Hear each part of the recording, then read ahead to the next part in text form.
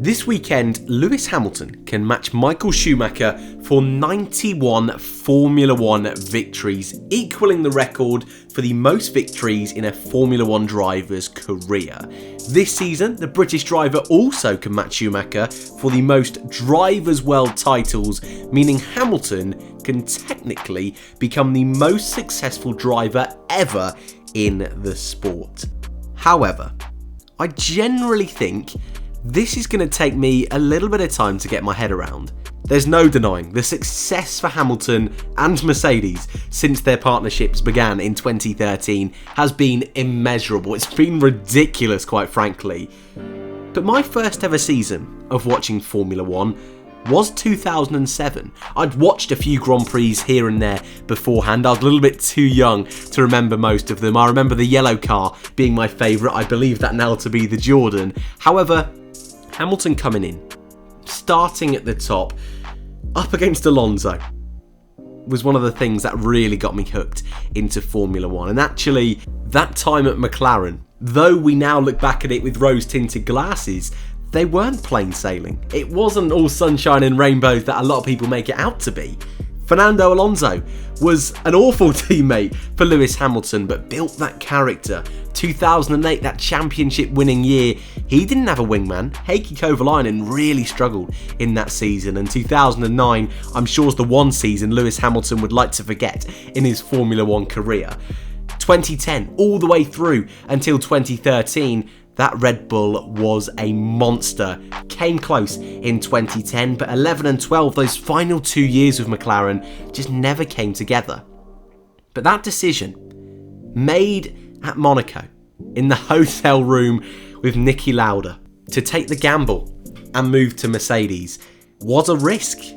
It was a huge risk. At the time, the team had got one victory since their return in 2010. And there was certainly no guarantees they were going to turn to the behemoth of a team that they are today. But Hamilton took the gamble. It could have certainly gone one of two ways, but luckily for Lewis, it paid off the right way, winning that first title of the hybrid era in 2014, again in 2015. 2016 though, probably the toughest season of his career. Rosberg just pipping him at the end of the season. Say what you want about Malaysia, Hamilton made his own mistakes in that season, several at the start of the year in qualifying, but once again building that character, and for the last 4 seasons in a row, 17, 18, 19 and now 2020, Lewis Hamilton has been untouchable. Yes, from a casual fan, from a neutral fan perspective, Formula One can be boring if you're watching the race at the front, if you're expecting a right down to the wire title hunt like we saw with Hamilton in the early stages of his career. And if indeed Lewis had won that final race in 2007, 2010 and also 2016, we could already be looking at a driver who's a 9-time world champion. So yeah, I can understand the last 4 years from a neutral perspective, someone who just likes to dabble with a little bit of Formula One, maybe read the headlines, just check the results after the Grand Prix. I get it. But right now in Formula One, we are witnessing history. We are witnessing something that I truly, truly believe we will never, ever see again in Formula One. I know that's a crazy statement, and I know in 2007, when Schumacher retired for the first time, nobody expected Hamilton, or any driver for that matter, to reach the heights of 7 world titles. And Lewis isn't even done yet. He may even go on to win 8, 9, maybe even 10 world titles.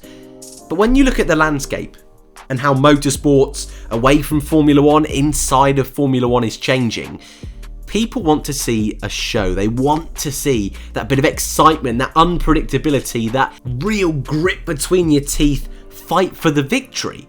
And yes, since the start of the hybrid era in 2014, we've seen victories from Pierre Gasly this season at AlphaTauri. We've seen several midfield podiums, Williams on pole position, my personal favourite, Romain Grosjean third for Lotus at Spa in 2015. But if we're being really honest and really critical of Formula One, they're too few and far between. And with a view and looking ahead to 2022 and the brand new regulations, I think this will be something that Liberty Media, Ross Brawn, maybe even the FIA are fully aware of. And I think the idea going forward is that teams are going to be much, much closer together on pace, and it's going to be virtually impossible for a team like Mercedes to win the championship year in, year out. And as a result, I don't really see a driver being able to reach 7, 8, maybe even 5 world titles. And so yes, I really do think it's important just before this weekend, before we get to the point where Hamilton is the most successful driver of all time, to appreciate what we're witnessing. A driver who, throughout my history, throughout my viewing experience of Formula One, has been the most consistent, one of the best overtakers, one of the best wheel-to-wheel drivers, maybe not if you ask Alex Albon, fantastic in wet conditions, the best qualifier in F1 history. Most pole positions anyway. Put all that together, and yes, Lewis Hamilton is certainly one of the greats, if not the great, in Formula One. That's a debate I certainly don't want to go down with today. Amazon, I'm looking at you. What have you done to Formula One? We're never going to be able to tell who is the greatest, but one thing is for sure, these records are going to be here for a long, long time. The chances of us witnessing a driver as dominant, as complete as Lewis Hamilton are so minimal. This weekend, during the German Grand Prix, next weekend at Portugal, Turkey, maybe even next season, if Lewis Hamilton's winning a Grand Prix, if he's 10, 20 seconds in the lead, just sit back and take in what you're watching. A driver at the peak of their powers, someone who did have to struggle at the back of the grid, who really had to fight hard to get his place in Formula One, someone who is constantly criticised from Formula One fans and those who have no clue what they're talking about. And by all means, criticise Formula One for the direction they've gone with aerodynamics, for locations which clearly conflict with some of their mission statements, criticise their mistakes in the past, challenge them on issues that you don't think they should be going ahead with for the future. Look at the proposed Brazilian Grand Prix going on at the moment. But sometimes you've got to focus on the driving. You've got to focus on the racing.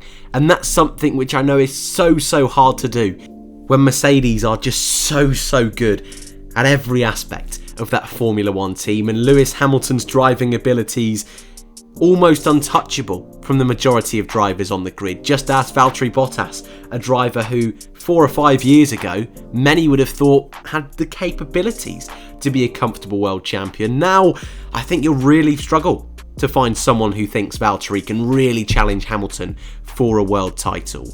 But to the haters, to the fanboys, the lovers, the neutrals, the ones who just don't care, to anyone, 10 years down the line, 5 years, whenever Hamilton decides to retire, it could even be at the end of this season, and I for one, I'm going to sit back and really appreciate what we have. Michael Jordan, Muhammad Ali, Roger Federer, Pele, Messi, Ronaldo. You never know when the GOAT of your sport is going to retire, is going to leave, hang their boots up for good. How long has Lewis Hamilton got left? We have no idea.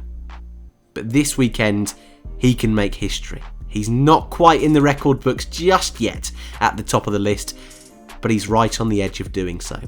And though Formula One might not quite be your cup of tea at the moment, I think it's just nice just to appreciate how important and just how special Lewis Hamilton is in 2020.